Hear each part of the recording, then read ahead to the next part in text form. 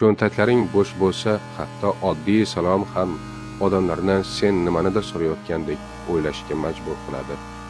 Qashshoqlik bu shunchaki pulning yo'qligi emas, u shunday bir soyaki aytgan har bir so'zingni iltijoga aylantiradi.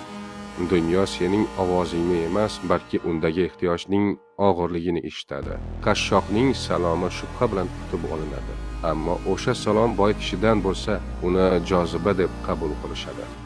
Shu bois erkaklar ochlikni g'urur bilan ko'taradi, ammo sadaqa uchun o'zini xor qilmaydi. Chunki jamiyat ko'zida ehtiyojning o'zi jinoyatdek baholanadi. Kuchsizlik pozitsiyasidan aytilgan haqiqatdan ko'ra sukut ko'proq hurmat uyg'otadi.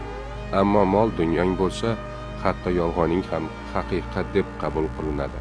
Haqorating donishmandlik, ishtiroking esa sharaf sanaladi. Boylik bu shunchaki hokimiyat emas, u shunday bir niqobki, hatto eng kichik ishorangni ham olijanob ko'rsatadi.